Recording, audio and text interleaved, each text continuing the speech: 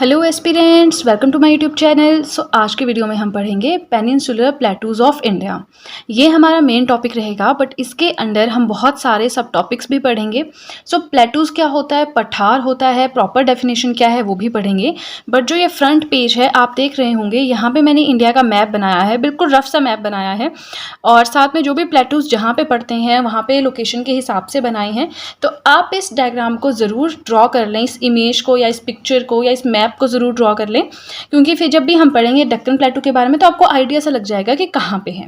जैसे कि देखिए, बुंदेलखंड प्लेटू है, मालवा प्लेटू है, दक्कन है, कर्नाटका प्लेटू है, तेलंगाना है। ये सब प्लेटूज आप देख रहे होंगे। आप इस मैप को एक बार ड्रॉ कर लें अपनी नोटबुक पे, और उसके बाद चलिए चलते हैं अब थ्योरेटिकल पार्ट पे। तो फ्रेंड्स, अब हम आ गए हैं इसका थ्योरेटिकल पार्ट पे। आई होप आपने वो डायग्राम जो है, वो मैप जो है वो ड्रॉ कर लिया होगा। प्लस आगे चलने से पहले एक चीज़ आपको बताना चाहूँगी, हमारा बेशक आज का टॉपिक है प्लेटूज़ ऑफ पेनिनसुलर इंडिया, यानी जो हमारा पेनिनसुलर पार्ट है इंडिया का, उसके पठारों के बारे में पढ़ना है। बट हम तीन चीज़ें इसी के साथ आज कवर करेंगे। नंबर 1 हम प्लेटूज़ के बारे में पढ़ेंगे, नंबर 2 हम eastern Ghats and western Ghats के बारे में काफ़ी अच्छे से पढ़ेंगे, एंड नंबर 3 हिल रेंजेस जो हैं ऑफ इंडिया उनके बारे में, या फिर आप कह लीजिए पेनिनसुलर इंडिया, उनके बारे में अच्छे से पढ़ेंगे। जैसे विंध्यान है, सतपुड़ा है, अरावली रेंज है, हल्की हल्की सी इन्फॉर्मेशन लेंगे क्योंकि बहुत ज़रूरी है और वो इसी टॉपिक के साथ चलता है। ठीक है, तो let's start the main content. हमारा है प्लेटूज़ ऑफ पेनिनसुलर इंडिया, जो कि फर्स्ट आप कह सकते हैं फर्स्ट पार्ट है इसका। प्लेटू को हिंदी में बोलते क्या है? पठार होता है। पठार एक्चुअल में होता क्या है? Raised land that is flat on the top. आपने पहाड़ देखा है? पहाड़ कैसा होता है देखिए, मैं आपको यहाँ पे रेफरेंस से बताती हूँ। पहाड़ आपका इस तरह का होती है पहाड़ियाँ, लेकिन जो प्लेटू होता है वो ऐसा होता है, ऐसा। ठीक है, ये हमारी नॉर्मल ज़मीन है, नॉर्मल ज़मीन से उठा हुआ पार्ट है, बट ऊपर से फ्लैट, और यहाँ पे भी लोग रहते हैं। ठीक है, प्लेटू आई होप आपको समझ आ गया होगा। रेज्ड लैंड होती है that is flat on the top, जो टॉप से क्या होती है? फ्लैट होती है। देखिए, अपना पेन पेपर साथ में रखिए, नोट्स बनाते रहिए, क्योंकि आपको इस तरह से हैंड रिटन नोट्स प्लस इतने मैंने बहुत जगह से डेटा इकट्ठा किया हुआ है, उसके बाद नोट्स बनाए हुए हैं। बेशक कुछ चीज़ें छूट जाती है, बट मैंने अपनी तरफ से कोशिश की है कि आपको ऑर्गेनाइज्ड नोट्स प्रोवाइड करवाऊँ। तो आपको इस तरह से ऑर्गेनाइज नोट्स मुश्किल ही कहीं मिल पाएंगे। तो मेरी आपसे रिक्वेस्ट है, पेपर पेन साथ में रखिए, नोट्स बनाते रहें, ताकि जितने भी एग्जाम्स आएंगे फिर आपको टेंशन नहीं रहेगी कि कहाँ से पढ़ना है, यूट्यूब से पढ़ना है, यहाँ से पढ़ना है, वेबसाइट से पढ़ना है। अपने नोट्स खोले और आराम से पढ़ लिया। ठीक है, नेक्स्ट हम बात करेंगे फीचर्स के बारे में, कि जो हमारे ये प्लेटू वाला पार्ट है, ये जो हमने पढ़ा, उठा हुआ जो ज़मीन वाला पार्ट होता है, इसके फीचर्स क्या हैं। ठीक है, अब हम देखिए, अब हम आ गए इंडिया में। ये तो प्लेटू था, अब हम इंडियन पेनिनसुला पे आ गए। तो ये हमारा इंडिया का साउदर्न इंडिया वाला पार्ट है। ठीक है, तो प्लेटू जो है वो इसी पार्ट में आते हैं ज़्यादातर। तो फीचर्स क्या है? रफली ट्रायंगुलर इन शेप। ठीक है, ये क्या है? रफली ट्रायंगुलर है शेप में। क्या चीज़? हमारा जो पेनिनसुलर इंडिया है, इसमें जो प्लेटूज हैं। ठीक है, एरिया कितना कवर करता है? 16 lakh square kilometre area cover करता है। इनकी एवरेज हाइट कितनी रहती है? 600 से 900 मीटर तक एवरेज रहती है अबव द सी लेवल। ठीक है, varies from region to region. अब तो हाइट कम ज़्यादा होती रहेगी, बट यहाँ पे एक एवरेज सी हाइट बता दी है। Now most of the peninsular rivers flow west to east, indicating it is the general slope. Peninsular rivers क्या होती हैं? जो इस पेनिनसुला में बहती हैं। पेनिनसुला हम पहले भी कवर कर चुके हैं, बट पेनिनसुला लैंड का वो पार्ट होता है जो 3 साइड से पानी से घिरा होता है और एक साइड उसकी ज़मीन होती है। ठीक है, तो जो हमारा साउदर्न इंडिया है, ये पेनिनसुलर पार्ट है। ठीक है, यहाँ पे एक चीज़ रह गई, अपेक्स। अपेक्स है कन्याकुमारी में, मतलब जो हमारा ये प्लेटूज चलते हैं, इनका जो कोना, लास्ट कोना आता है, वो कन्याकुमारी पे मिलता है। ठीक है, हम बात कर रहे थे पेनिनसुलर रिवर्स के बारे में। तो पेनिनसुलर रिवर्स कौन सी होती हैं? जो भी इस पेनिनसुला के आसपास से बहती हैं या इस पेनिनसुला में बहती हैं। ठीक है, तो वो रिवर्स जनरली वेस्ट से ईस्ट की तरफ बहती है, इस तरह से। ठीक है, तो इसका मतलब कि जनरल स्लोप क्या है पेनिनसुलर प्लेटूज का? वेस्ट टू ईस्ट है। राइट, एक्सेप्शन आ गया नमस्ते। अब नमस्ते क्या है? देखिए, ये एक ट्रिक है, जिस हिसाब से मैंने याद किया है, मैं आपको हमेशा उसी हिसाब से बताती हूँ। तो ये एक ट्रिक है जिससे आप याद रख सकते हैं। सिर्फ ये 4 नदियाँ जो नमस्ते के अंडर आती हैं, एन से नर्मदा, एम से माही, एस से साबरमती, टी से तापी या ताप्ती। सिर्फ ये 4 नदियां हैं जो वेस्ट फ्लोइंग हैं, यानी जो अरेबियन सी में जाती हैं। बाकी सारी कहाँ जाती हैं? ये जो हमने स्लोप पढ़ा, वेस्ट टू ईस्ट, यानी कि बे ऑफ बंगाल में जाती हैं। नाउ जो हमारा प्लेटू है, पेनिनसुलर प्लेटू है, that is an aggregation of several smaller plateaus. इसके अंदर बहुत सारे छोटे छोटे प्लेटूज आते हैं। अब देखिए, स्टार्टिंग में मैंने आपको एक मैप बताया था, उसमें बहुत सारे प्लेटूज बने हैं ना, तो वो पेनिनसुलर प्लेटू एक पूरा नाम दे दिया, फिर उसके अंदर छोटे छोटे प्लेटूज आगे जिनके बारे में अब हम पढ़ेंगे। तो फर्स्ट है मारवाड़ प्लेटू। देखिए अपने नोट्स मेंटेन करते रहिए, क्योंकि नोट्स एक बार बना लिए फिर उसके बाद टेंशन नहीं रहती है कहाँ से पढ़ना है, राइट। तो नोट्स अपने मेंटेन रखिए, बहुत ज़्यादा ज़रूरी है। पेपर पेन साथ में रखिए, नोट्स बनाते रहिए। मुझे कमेंट सेक्शन में ज़रूर बताएं कि आपने नोट्स बनाए या नहीं। सो फर्स्ट है हमारा मारवाड़ प्लेटू, यानी मारवाड़ का पठार, प्लेटू ऑफ ईस्टर्न राजस्थान। क्वेश्चन ये आता है कि ये प्लेटू कहाँ पे है, तो देखिए ईस्टर्न राजस्थान में। ये मैंने राजस्थान का हल्का सा मैप बनाया है, बाकी आप अपना इंडियन मैप का आपके पास नक्शा है या कुछ भी होगा, एटलस होगी, तो वहाँ से देख सकते हैं। इस तरह से कुछ रफ सा मैप बनाया है। यहाँ पे जो रीजन है ये है मारवाड़, तो ये मारवाड़ यहाँ जैसे बीच जैसे में मारवाड़ प्लेटू होगा, मतलब ईस्टर्न राजस्थान में पड़ता है। एवरेज एलिवेशन की बात करें तो 250 से 500 मीटर तक इसका एलिवेशन है, मतलब हाइट है। स्लोप है ईस्टवर्ड्स, ये भी ईस्ट की तरफ ढका, ईस्टवर्ड्स आप समझते हैं इस तरह से टेढ़ा है, ईस्ट की तरफ को ढलान है, ये मतलब है इसका, ठीक है। Now made up of sandstone, shells, lime and limestone of the Vindhyan period. Vindhyan period के टाइम का जो सैंडस्टोन था, शेल था, लाइमस्टोन था, इन चीज़ों से मटेरियल से मिलकर बनी हुई यहाँ की लैंड, ठीक है। विंध्यान पीरियड, ये सब पीरियड्स होते हैं, ये हम वर्ल्ड ज्योग्राफी में पढ़ेंगे, यहाँ डिस्कस नहीं करेंगे क्योंकि ऑलरेडी आई थिंक वीडियो लंबी हो जाएगी। काफ़ी ज़्यादा कंटेंट हमें इसमें पढ़ना है, काफ़ी ज़्यादा अलग अलग जगह से मैंने नोट्स तैयार किए हैं। सो यहाँ पे देखिए एक चीज़ और है, अरावली रेंज क्या करती है, जो मारवाड़ प्लेन है और मारवाड़ प्लेटू है, इन दोनों को अलग अलग करती है। क्वेश्चन ये भी आते हैं मारवाड़ प्लेन और प्लेटू को कौन कौन जो है वो बाइफोकेट करता है, तोड़ता है या अलग अलग करता है, तो वो है हमारी अरावली रेंज, राइट। अब चलिए चलते हैं नेक्स्ट पेज की तरफ। अब हमें पढ़ना है the central highland, very important, इसमें से भी क्वेश्चन आता है। ऑल्सो कॉल्ड मध्य भारत प्लेटू या मध्य भारत का पठार भी इसे कहते हैं, बिल्कुल सेंटर में ये आता है इंडिया के, इसे सेंट्रल हाईलैंड भी कहते हैं। हाईलैंड मतलब क्या, हाई, जो लैंड थोड़ी उठी हुई है, ठीक है। Now to the east of Marwar upland, Marwar पठार आपने पढ़ लिया, उसके ईस्टर्न पार्ट में है ये, ठीक है। मान लीजिए अगर आपका मारवाड़ प्लेटू यहाँ है तो उसके ईस्ट में है सेंट्रल हाईलैंड। इस तरह से आपको कोरिलेट करके पढ़ना पड़ेगा, साथ में मैप खोलने पड़ेंगे, तब आपको एक बार समझ आ गया। बट ये चीज़ ऐसी है कि बार बार रिवाइज करनी पड़ेगी, हर 4 दिनों बाद आप रिवाइज कीजिए, फिर आपके ये बिल्कुल स्ट्रांग हो जाएंगे। Now it lies to the north of Narmada river. Narmada नदी कहाँ बहती है, ठीक है, नर्मदा नदी बहती है अमरकंटक हिल्स, एमपी से निकलती है, तो उसके ऊपर वाले पार्ट में, नॉर्थ क्या होता है, ऊपर वाला पार्ट, नर्मदा नदी के ऊपर वाले पार्ट में सेंट्रल हाईलैंड आते हैं। Most of the प्लेटू comprises the basin of Chambal river which flows in rift valley. अब इसका मतलब यह है कि प्लेटू से जो ज़्यादातर नदी बहती है वो चंबली है, ठीक है, रिफ्ट वैली में बहती है, जैसे इस तरह से, इस तरह से, ठीक है। रोलिंग प्लेटू भी बोलते हैं विद राउंडेड हिल्स। अब जो ये पठार है, देखिए ये पूरा पूरा पठार है, इस पर इस तरह से छोटी छोटी पहाड़ियाँ हैं, इसलिए से रोलिंग प्लेटू भी कहते हैं। तो सेंट्रल हाईलैंड को क्या क्या कहते हैं, मध्य भारत प्लेटू या मध्य भारत का पठार कहते हैं। नर्मदा नदी के नॉर्थ में है, चंबल नदी यहाँ से बहती है, रोलिंग प्लेटू से कहते हैं। वेरी इंपॉर्टेंट, दोनों ही बहुत ज़्यादा इंपॉर्टेंट थे।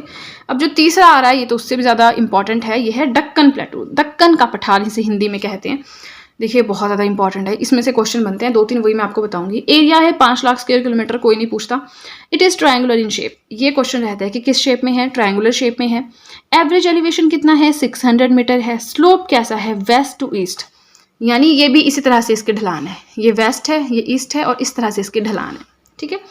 बेसाल्ट रॉक से मिलकर बना हुआ है। तो क्वेश्चन क्या क्या आता है, एक ट्रायंगुलर शेप वाला आता है, वेस्ट टू ईस्ट स्लोप वाला आता है, बेसाल्ट रॉक से मिलकर बना है, ये आता है, ठीक है। इसके बाद यहाँ पे देखिए, ये मान लीजिए हमारा दक्कन का पठार है, ठीक है। तो इसके ईस्टर्न वेस्टर्न क्या क्या चीज़ें लाई करती हैं वो यहाँ पे बताई हुई हैं। जैसे कि इसके ईस्ट में ईस्टर्न घाट्स आते हैं, वेस्ट में वेस्टर्न घाट्स आते हैं। डायरेक्शंस के बारे में प्रीवियस वीडियो में पढ़ा चुकी हूँ।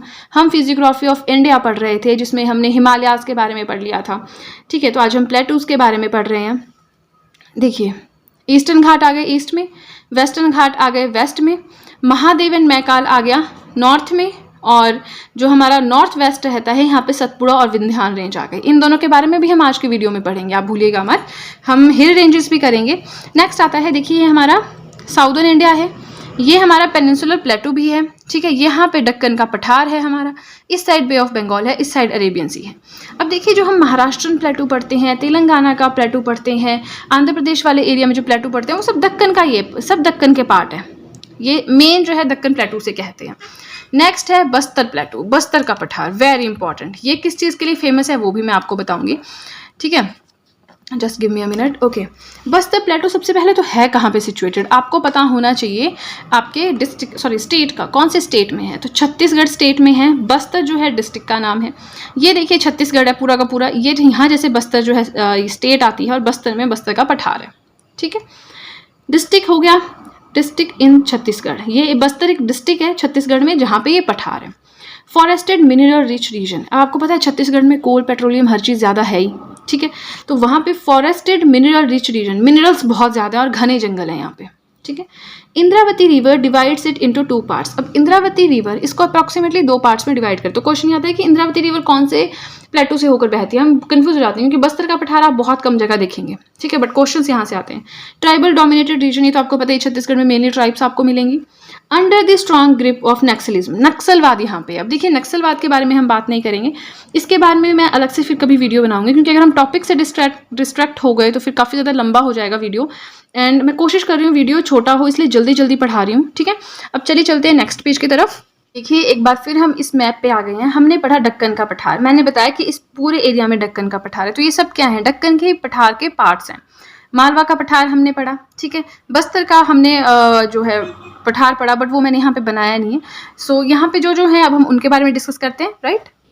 सो नेक्स्ट जो अब हम पढ़ेंगे वो है बुंदेलखंड अपलैंड के बारे में। अपलैंड मैंने आपको बता दिया है, जो लैंड थोड़ी ऊपर की तरफ उठी होती है। प्लेटो को ही आप अपलैंड भी कह देते हैं, राइट। फिर से रिक्वेस्ट करूँगी आपसे, पेपर और पेन अपने साथ रखिए। मैं आप ही के लिए कह रही हूँ, फिर आपको कोई प्रॉब्लम नहीं होगी किसी और एग्जाम में भी नोट्स की टेंशन लेने की। सो बुंदेलखंड अपलैंड कहाँ पे है, ठीक है, ये हमें एक चीज़ पर पढ़नी है, किस चीज़ से बना है, कौन सी रिवर्स बहती हैं, ये सब थोड़ी बहुत चीज़ें हम पढ़ रहे हैं, इंपॉर्टेंट चीज़ें हैं, एंड दैट्स इट। सबसे पहले तो it is made up of granite and gneiss. ये ग्रेनाइट और नीस की बनी हुई है। ठीक है, जो भी ज़मीन यहाँ पे है, ये यूपी और एमपी के एरिया में मैक्सिमम पड़ता है। सिर्फ 2 ही डिस्ट्रिक्ट्स इसके अंडर कवर होते हैं, एक यूपी एक एमपी। ठीक है, अब देखिए यहाँ पे मैंने डायरेक्शन वाइज बनाया है कि जो हमारा बुंदेलखंड अपलैंड है, इसको हमेशा सेंटर पॉइंट मानते हैं, जिसके बारे में हम डिस्कस कर रहे होते हैं। ये ईस्टर्न पार्ट होता है, ये वेस्टर्न, ये नॉर्दर्न और ये साउदर्न। बहुत ज़्यादा बार मैं अभी तक पढ़ा चुकी हूँ, तो मैं अब डायरेक्शंस नहीं पढ़ाऊंगी आगे से। जो बुंदेलखंड अपलैंड है, इसके ईस्टर्न पार्ट में आते हैं विंध्यान की ज़मीन या विंध्यान लैंड्स या विंध्यान रेंजेस। वेस्ट में आता है मध्य भारत प्लेटू, जिसे हम सेंट्रल हाईलैंड भी कहते हैं। नॉर्थ में आती है यमुना रिवर और साउथ में आता है मालवा का पठार। ठीक है, ये हमने पढ़ लिया, यूपी और एमपी में है, ग्रेनाइट और नीस से बना है। नेक्स्ट है the erosional work of rivers flowing here have converted it into an area unfit for cultivation. यहाँ पे क्या होती है, जो नदियाँ होती हैं ना, वो इरोजन करती हैं ज़मीन को अपने साथ। आप कहते हैं ना इरोजन, मतलब जो ज़मीन खिसक जाती है ना, उसे कहते हैं इरोजन। तो इसकी वजह से क्या होता है, ये अनफिट हो गई कल्टीवेशन के लिए, खेती बाड़ी यहाँ पे नहीं की जा सकती है। प्लस यहाँ पे रिवर्स कौन कौन सी बहती हैं, बेतवा है, धासन है और कीन रिवर्स फ्लो करती हैं इस प्लेटू से। ठीक है, सो हमारा बुंदेलखंड प्लेटू भी हो गया। नेक्स्ट है छोटा नागपुर प्लेटू। छोटा नागपुर में जो नागपुर आता है, तो हम सोचते हैं जी महाराष्ट्र की बात हो रही है, लेकिन नहीं, नागपुर महाराष्ट्र में है, लेकिन छोटा नागपुर प्लेटू कहाँ पे है। छोटा नागपुर मतलब याद रखिएगा वेस्ट बंगाल झारखंड की बात हो रही है। ठीक है, छोटा नागपुर प्लेटू कहाँ पे है, mostly in Jharkhand plus Chhattisgarh का कुछ एरिया एंड वेस्ट बंगाल का पुरुलिया एरिया। ये पुरुलिया एरिया बढ़ाता है कि छोटा नागपुर प्लेटू कहाँ पे है, पुरुलिया एरिया क्वेश्चन आता है, इसलिए मैंने स्पेशल मेंशन दिया यहाँ पे। झारखंड में है ज़्यादातर, छत्तीसगढ़ में है थोड़ा बहुत, और वेस्ट बंगाल के पुरुलिया एरिया में पड़ता है हमारा छोटा नागपुर प्लेटू। ठीक है, made up of Gondwana rocks. Gondwana rock से मिलकर बना हुआ है। रॉक्स के भी काफ़ी ज़्यादा टाइप्स होते हैं, तो उसी में है Gondwana rocks. Damodar Swarnarekha rivers have drainage basins here. मतलब छोटा नागपुर प्लेटू से कौन कौन सी नदियाँ बहती हैं, दामोदर नदी, स्वर्णरेखा नदी। ठीक है, गोंडवाना कोल फील्ड्स, यहाँ पे कोयले जो होते हैं उसके खाने भी हैं। ठीक है, Rajmahal hills lie to the north eastern part. इसका जो नॉर्थ ईस्टर्न पार्ट है, नॉर्थ ईस्टर्न पार्ट हुआ कि अगर ये हमारा छोटा नागपुर प्लेटू है, तो इस वाले पार्ट में राजमहल हिल्स आती हैं। ठीक है, अब जो दामोदर रिवर है वो क्या करती है, दामोदर रिवर के नॉर्थ में है हजारीबाग प्लेटू और साउथ में है रांची प्लेटू। ये यहाँ पे क्यों लिखा है, क्योंकि इन प्लेटूज के बारे में कुछ है नहीं पढ़ने के लिए, बट क्वेश्चन ये आता है कि हजारीबाग प्लेटू और रांची प्लेटू, इन दोनों को अलग अलग कौन करता है, तो दामोदर रिवर करती है। ठीक है, सो हमारा छोटा नागपुर प्लेटू भी हो गया। नेक्स्ट आता है हमारा मेघालय प्लेटू। सो मेघालय तो खुद में एक स्टेट है, तो मेघालय नाम से चल गया होगा आपको पता कि ये प्लेटू कहाँ पड़ता है। ठीक है, ये जो हमारा इंडिया है उसके नॉर्थ ईस्टर्न पार्ट, ठीक है, उत्तर पूर्वी भाग में है ये। अब इंडिया मैंने यहाँ पूरा नहीं बनाया, बट इंडिया का नॉर्थ ईस्टर्न पार्ट बना दिया। गारो राजमहल गैप। अब जो गारो राजमहल गैप है वो सेपरेट करता है इस प्लेटू को मेन ब्लॉक से। मतलब देखिए यहाँ पे पूरा इंडिया है रहता है हमारा, ये हमारा नॉर्थ ईस्ट है, तो इन दोनों को अलग कौन करता है? Garo Rajmahal gap main India को नॉर्थ ईस्टर्न पार्ट से अलग करता है। ये क्वेश्चन हमेशा आता है। Made up of quartzite, shale and schist, इन 3 चीजों से मिलकर बना हुआ है ये जमीन। शिलोंग जो है हाईएस्ट पार्ट ऑफ द प्लेटू, इस प्लेटू का हाईएस्ट पार्ट क्या है? शिलोंग है।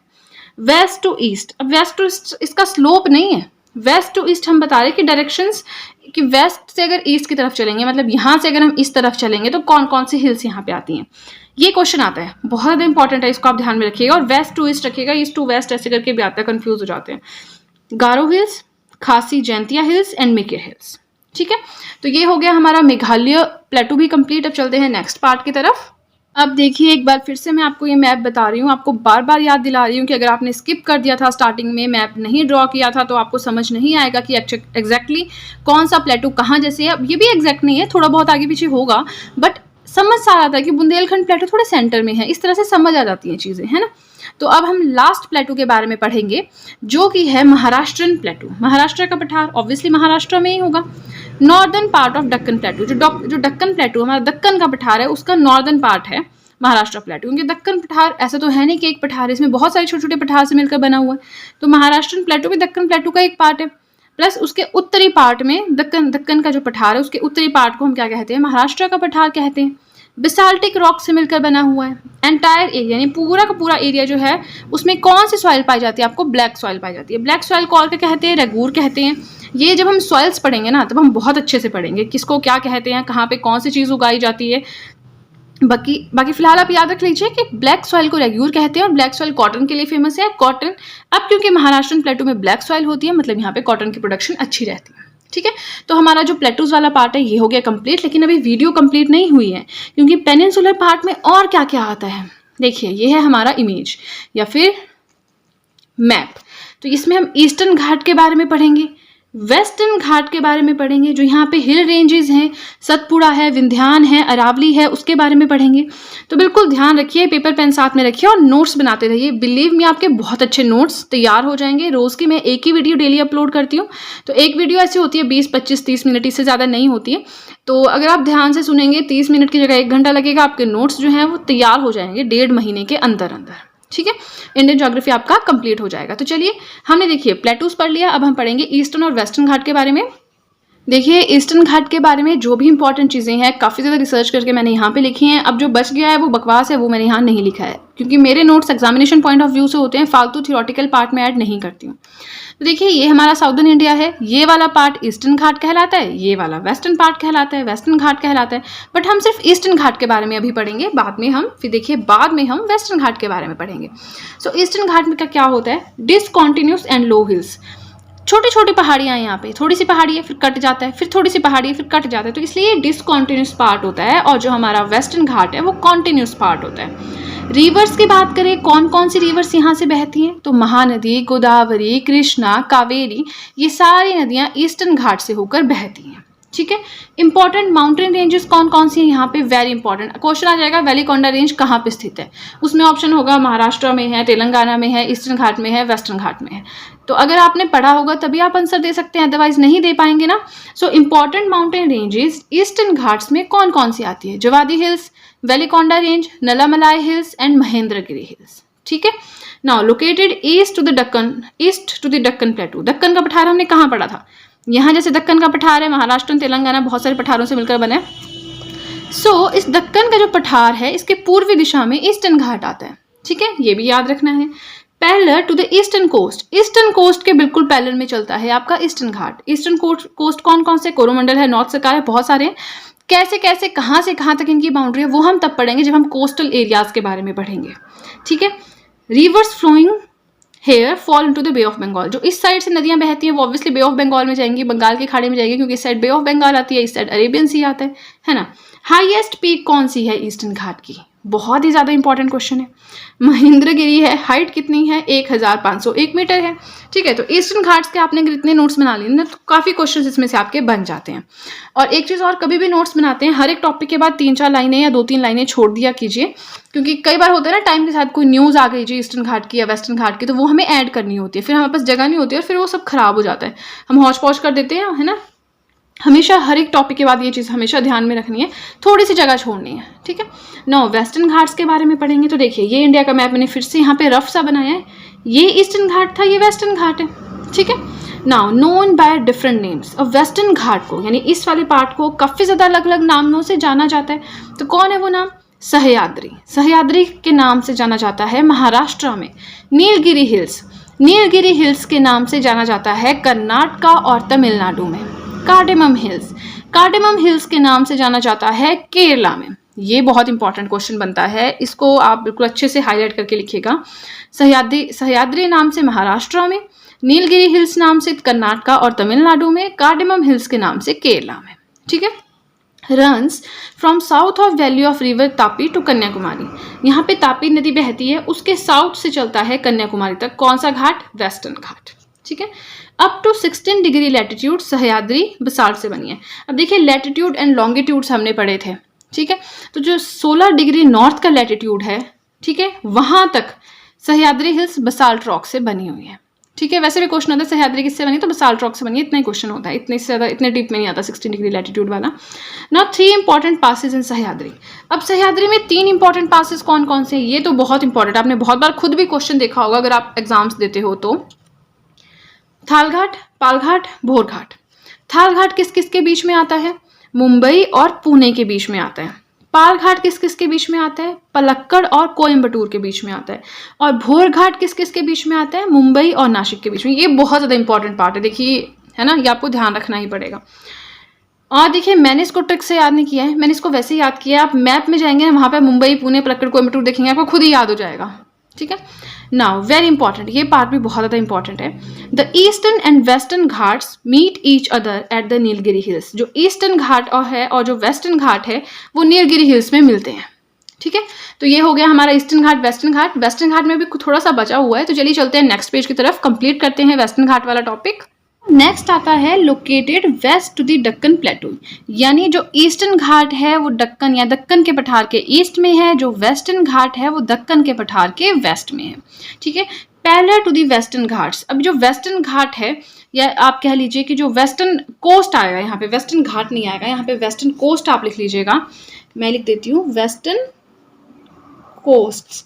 तो जो वेस्टर्न कोस्ट है उसके पैरेलल में चलता है आपका वेस्टर्न घाट। वेस्टर्न कोस्ट में क्या है? कोंकण कोस्ट, मालाबार कोस्ट, ये भी हम जब कोस्टल एरिया पढ़ेंगे ना, जब कोस्ट्स पढ़ेंगे स्पेशली साउदर्न इंडिया के, तब हम इसको बहुत अच्छे से कवर करेंगे। यहाँ से कौन कौन सी नदियाँ बहती हैं, क्वेश्चन ये भी रहता है। Narmada, Tapi, Sabarmati, Mahi river flows here. Narmada, Tapi, जो हम नमस्ते वाली ट्रिक पढ़ते हैं ना, वो यहीं पे फ्लो करती हैं, सीधे अरेबियन सी में जाती हैं। Rivers flowing here falls into Arabian sea, अरब की खाड़ी में जाती है। हाईएस्ट पीक कौन सी है? अनायमुड़ी है, 2695 मीटर उसकी हाइट है। और अनायमुड़ी ना सिर्फ वेस्टर्न घाट की हाईएस्ट पीक है, बट जो पूरा का पूरा पेनिनसुलर इंडिया है उसकी भी हाईएस्ट पीक मानी जाती है। देखिए 2 चीज़ें हमने पढ़ी, हमने प्लेटूज पढ़े, पठार पढ़े, उसके बाद पेनिनसुलर इंडिया के पठार पढ़े, उसके बाद हमने ईस्टर्न घाट और वेस्टर्न घाट पढ़ा। अब हम पढ़ेंगे hill ranges of the peninsula.